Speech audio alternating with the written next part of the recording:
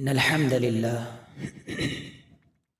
إن الحمد لله نحمده ونستعينه ونستغفره ونعوذ بالله من شرور أنفسنا ومن سيئات أعمالنا ومن يهده الله فلا مضل له ومن يضلل فلا هادي له واشهد أن لا إله إلا الله وحده لا شريك له واشهد أن محمدًا عبده ورسوله أما بعد فإن خير الحديث كتاب الله وخير الهدي هدي محمد صلى الله عليه وسلم وشر الأمور محدثاتها وكل محدثة بدعة وكل بدعة ضلالة وكل ضلالة في النار.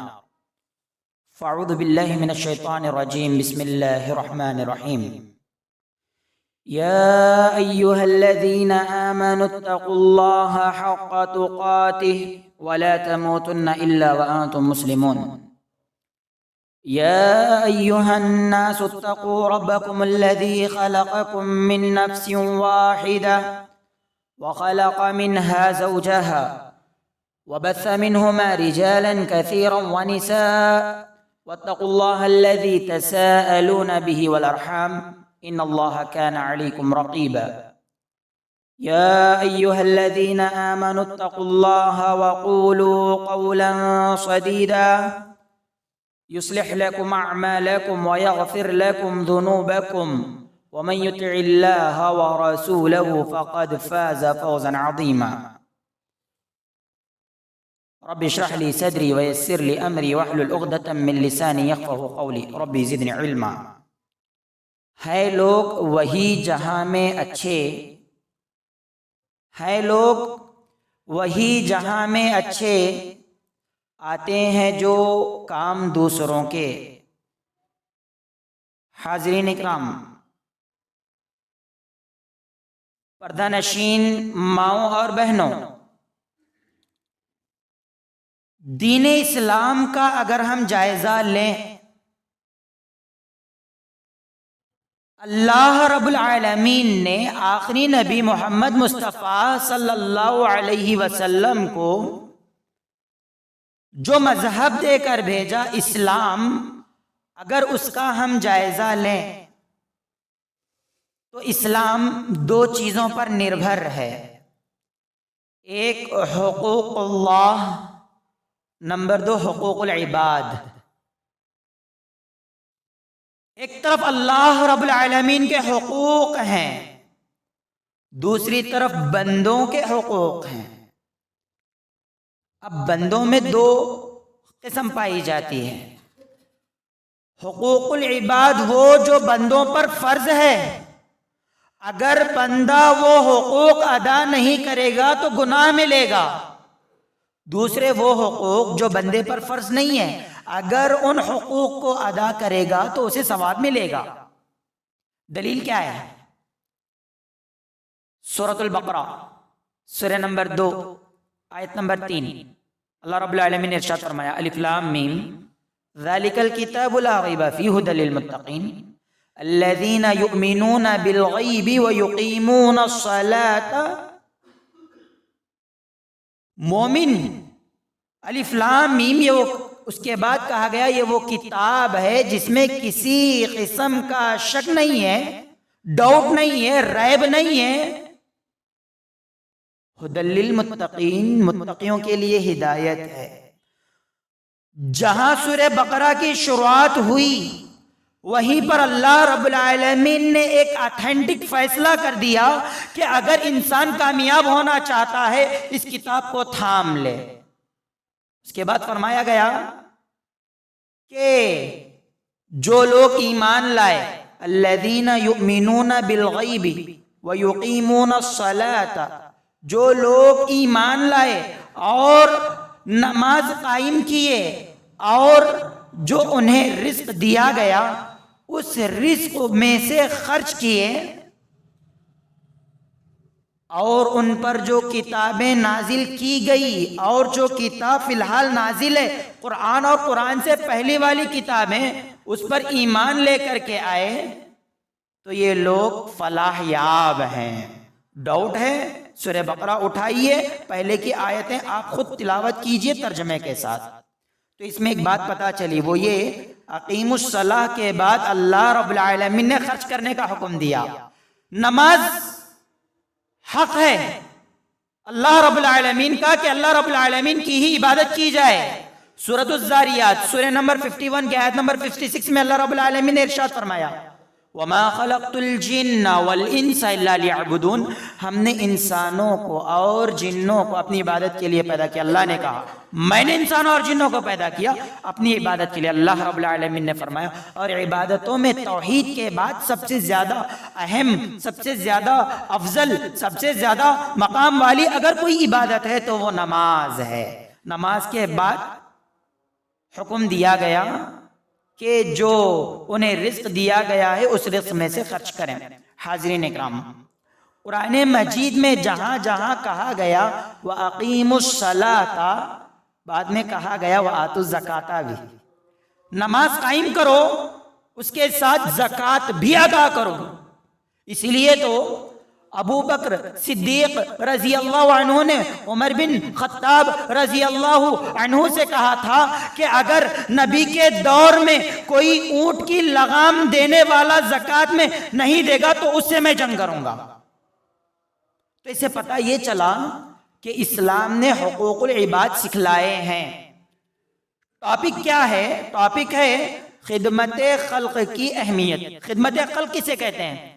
خدمت خلق کہتے ہیں سماج سیوا. سماج سیوا، انسانوں کی خدمت کرنا. جو سماج ہے انسان سے لے کر جانور پرندے ہر ایک کی خدمت کرنا. سماج سیوا، خدمت خلق. جیسے ہم خدمت خلق کہتے ہیں ہمارا ذہن فوراً چیریٹیبل ٹرسٹ کی طرف چلے جاتا ہے. سماج سیوا جیسے ہی کہتے ہیں تو جو سوسائٹیز بنا لیے گئے ہیں ان کی طرف چلے جاتا ہے. تو سوال پیدا ہوتا ہے کہ کیا اسلام میں خدمت خلق کا حکم ہے؟ سوال یہ آتا ہے کہ کیا اسلام نے سماج سیوا کا ہمیں تعلیم دیا ہے؟ کیونکہ غیر مسلمین بھی سماج سیوا کر رہے ہیں. ادھر ایک اور ہماری سوچ بتلاتا ہوں.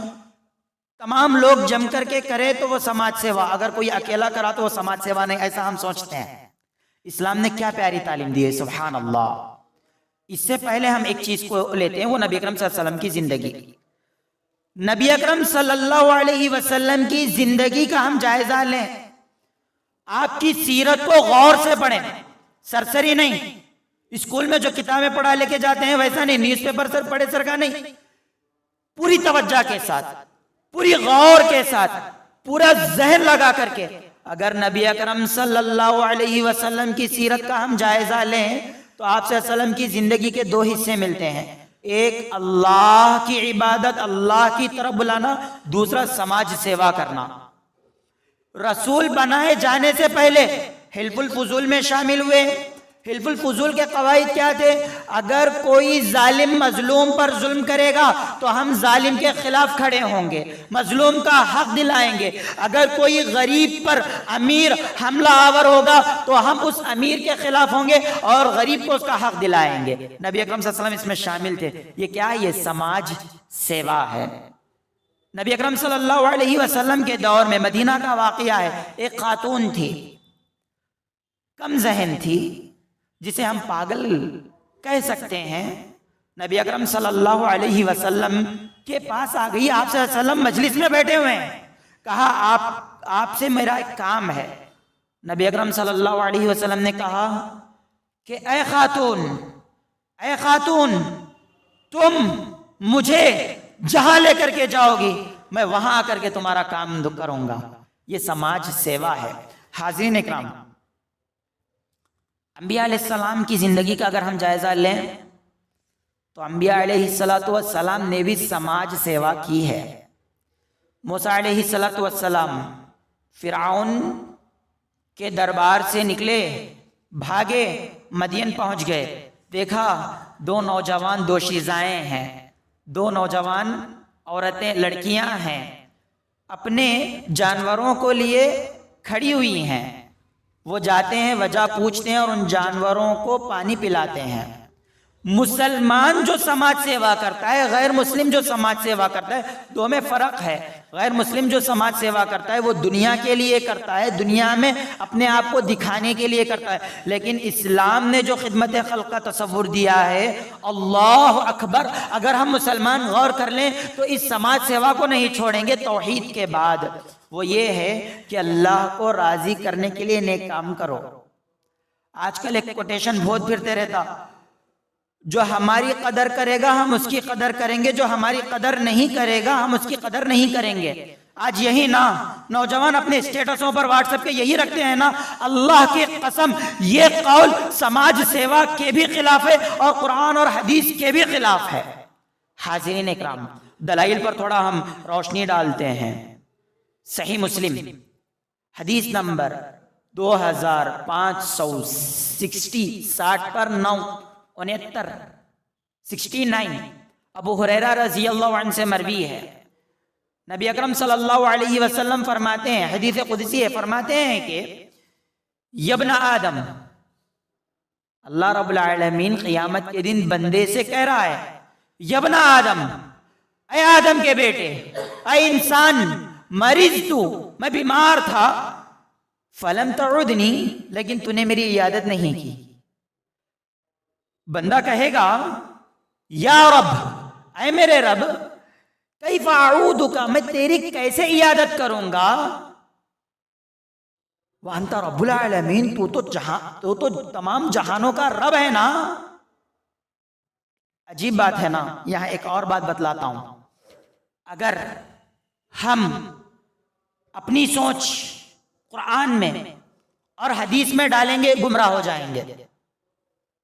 غور سے سنیے گا، ایک اور بار کہتا ہوں، اگر ہم اپنی سوچ، اپنی فکر، اپنی سمجھ قرآن میں اور حدیث میں ڈالیں گے گمراہ ہونا پکا ہے۔ منکرین حدیث کا یہی ہتھیار ہے، ڈاؤٹ پیدا کرتے ہیں۔ وہ کیسے؟ اللہ رب العالمین بیمار ہوتا کیا؟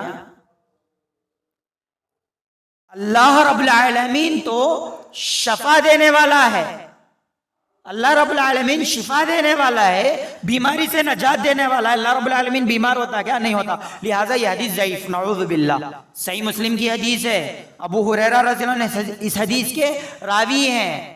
اس حدیث کا معنی کیا ہے؟ مکمل حدیث سن لیتے ہیں۔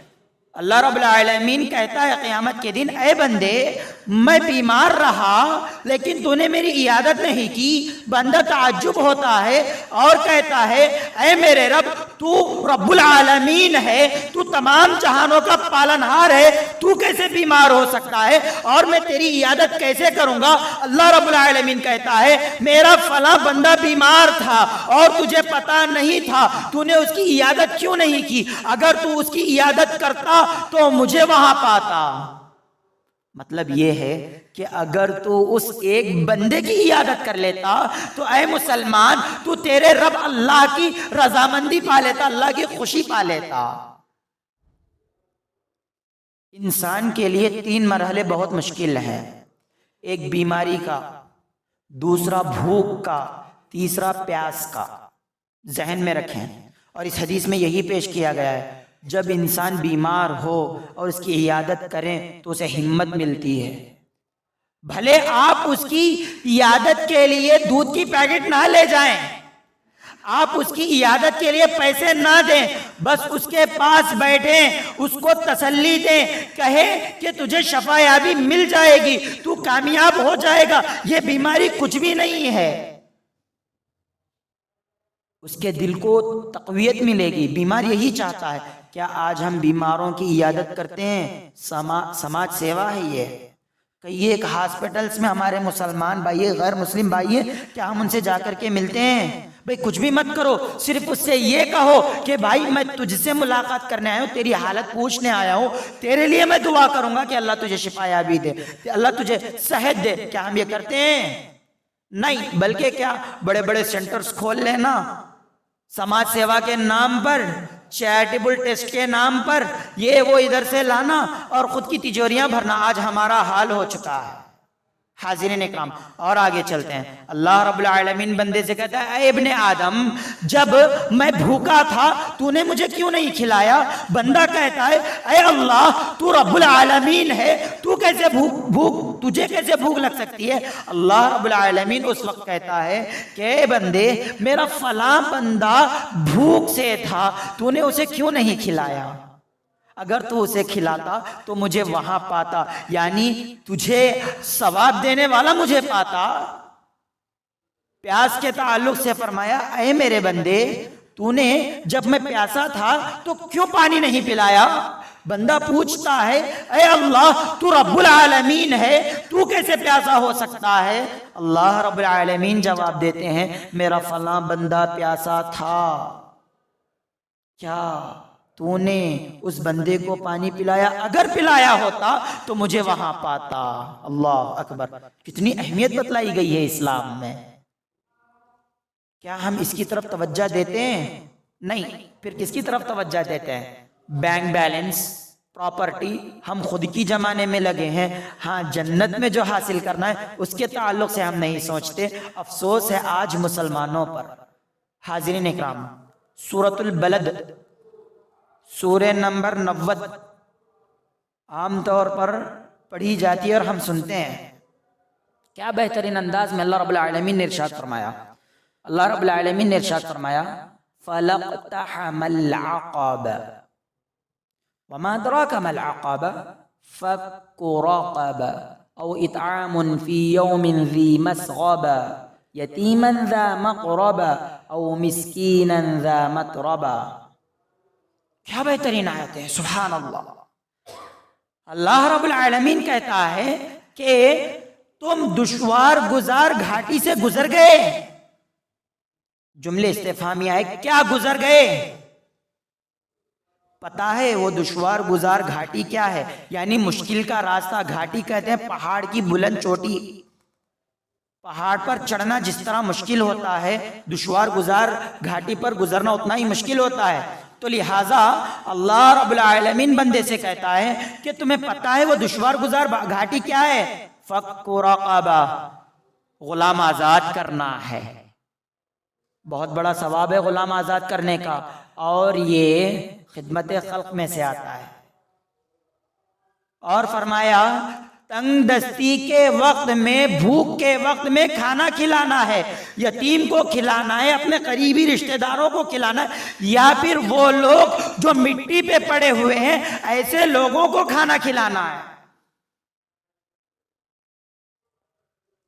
جسے آج کل ہم فٹ پاتھ پر پڑے لوگ کہتے ہیں. کیا ہمیں تھوڑا احساس ہے کہ ٹھنڈی کا موسم چل رہا ہے؟ آج ہم سویٹر پہنے بغیر فجر کی نماز یا عشاء کی نماز یا راتوں میں نہیں نکلتے. فٹ پاتھ پر پڑے لوگوں کی کیا حالت ہو رہی ہے؟ کیا ہم نے ان کا احساس کیا؟ ذرا توجہ کریں، ذرا غور کریں. ہم اپنے گرم گرم بستروں پر پڑے فجر کی نمازیں چھوڑتے ہیں، لیکن وہ فٹ پاتھ پر کئی ایسے مسلمان لوگ بھی ہیں جو فٹ پاتھ پر بھی ہیں، لیکن اسی ٹھنڈک میں، اسی ٹھنڈے پانی سے وضو کرتے ہوئے مسجدوں کو آتے ہیں. آج ہم مسلمانوں میں سے خدمت خلق کا جذبہ مر چکا ہے. معاف کیجئے گا، یہ بات ہم ڈنکے کی چوٹ پر کہیں گے. مسلمان ٹرسٹ بنانے پر لگے ہوئے ہیں، مسجدوں کے ذریعے کام کرنے والے نہیں ہیں. مسجد کے تحت کام کیجئے اس کا. مسلمان خدمت خلق کے معاملے میں مر چکے ہیں، ان کے دل مردہ ہو چکے ہیں. کیوں؟ یہ خود سے نہیں بلکہ ان کے دلوں کو مردہ بنایا گیا ہے مختلف فلموں کے ذریعے.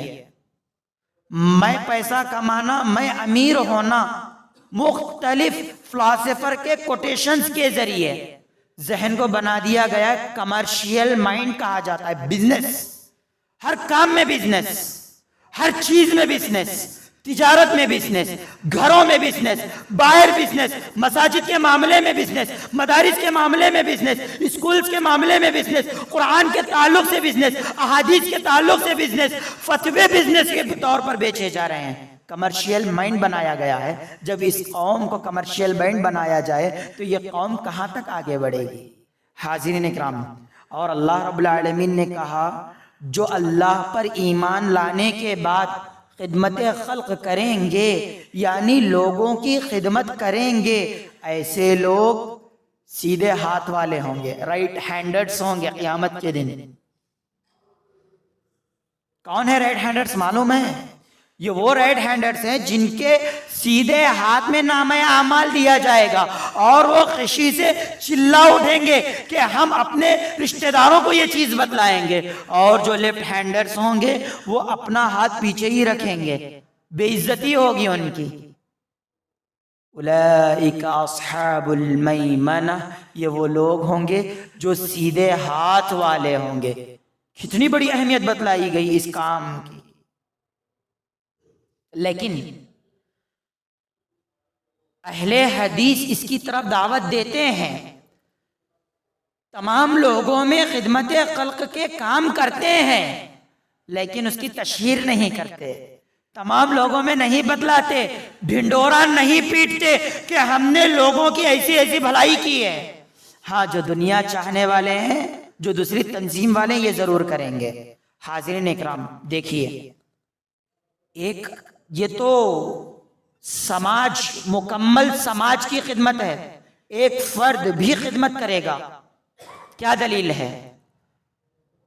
اللہ رب العالمین نے نبی اکرم صلی اللہ علیہ وسلم نے ارشاد فرمایا، ابو ہریرہ رضی اللہ عنہ اس حدیث کے راوی ہیں، صحیح مسلم کی حدیث ہے، حدیث نمبر 1009 ہے، صحیح مسلم کی حدیث نمبر 1009 کیا ہے؟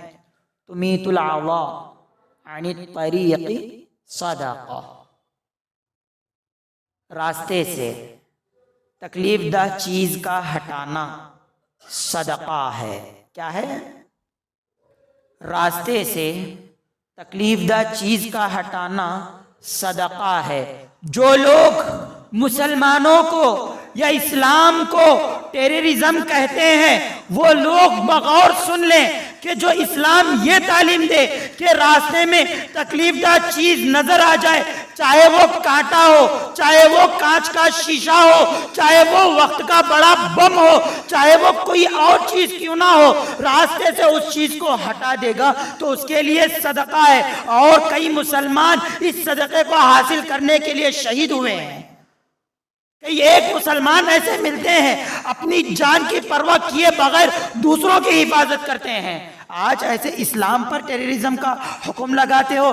دیکھو، یہ اسلام نے تو ہر ایک سنگل پرسن کو حکم دیا کہ تم سماج سیوا کرو، راستے میں اگر تمہیں کوئی خرابی نظر آ جائے تو اس خرابی کو اٹھا کر کے دور پھینک دو۔ سبحان اللہ۔ یہی نہیں، نبی اکرم صلی اللہ علیہ وسلم نے فرمایا، صحیح مسلم کی حدیث ہے، صحیح بخاری کی حدیث ہے، امام ابن ماجہ نے اس حدیث کو ذکر کیا ہے، امام احمد ابن حنبل نے بھی اس حدیث کو ذکر کیا ہے۔ کیا حدیث ہے؟ اللہ فی عون العبد ما کان العبد فی عون اخی، اللہ اس وقت تک بندے کی مدد میں لگا رہتا ہے جب تک کہ بندہ اپنے بھائی کی مدد میں لگا رہتا ہے۔ دیکھیے، رشتہ دو قسم کا ہے، ایک ایمانی رشتہ ہے، ایک خونی رشتہ ہے، انسانی رشتہ ہے۔ ایمانی رشتے کی بنیاد اسلام ہے اور خونی رشتے کی بنیاد آدم علیہ السلام ہے۔ مسلمان ہو یا غیر مسلم ہو، خونی رشتے کے اعتبار سے وہ کون ہے؟ ہمارا بھائی ہے۔ اور آپ صلی اللہ علیہ وسلم نے فرمایا، اللہ فی عون العبد ما کان العبد فی عون اخی، بندہ جب تک اپنے بھائی کی مدد میں لگا رہتا ہے، اللہ اس کی مدد میں لگا رہتا ہے۔ ہم دوسروں کی کیا بات کریں، خود اپنا جائزہ لیتے ہیں۔ ایک مسلمان مسجد بناتا ہے، دوسرا مسلمان اس مسجد کو توڑتا ہے۔ انا للہ وَإِنَّا إِلَيْهِ رَاجِعُونَ۔ ایک مسلمان کامیاب ہونے کے لیے آگے بڑھتا ہے تو دوسرا مسلمان اس کا پیر کھینچتا نظر آتا ہے۔ آج مسلمانوں کی یہ حالت ہے، حالانکہ اللہ رب العالمین نے کتنے فضائل بتلائے ہیں۔ ایک اور دلیل دیتا ہوں، صحیح مسلم حدیث نمبر 2699، اللہ رب العالمین کے آخری نبی محمد مصطفیٰ صلی اللہ علیہ وسلم نے ارشاد فرمایا، عن ابی ہریرہ رضی اللہ عنہ قال قال رسول اللہ صلی اللہ علیہ وسلم من یسر علی معسر یسر اللہ علیہ فی الدنیا والآخرہ، جس کسی نے تنگ دستی میں اپنے بھائی کی مدد کی، سماج سیوا اسے کہتے ہیں، کوئی تنگ دست ہو تو اس کی مدد کریں، جس کسی نے تنگ دست کی مدد کی دنیا اور آخرت میں، اللہ رب العالمین اس کی مدد کرتا ہے۔ سبحان اللہ، دنیا میں تو بات سمجھ میں آتی ہے، لیکن اللہ رب العالمین رحمان کے ساتھ ساتھ رحیم بھی ہے، اس وجہ سے اس بندے کی جو مسلمان ہے اور دوسرے اپنے مطابق کے ایک انسان کی مدد کر لیتا ہے، اس کی تنگی کو آسان کر دیتا ہے، اللہ رب العالمین دنیا میں بھی اس کی مدد کرتے ہیں اور آخرت میں بھی اس کی مدد کرتے ہیں۔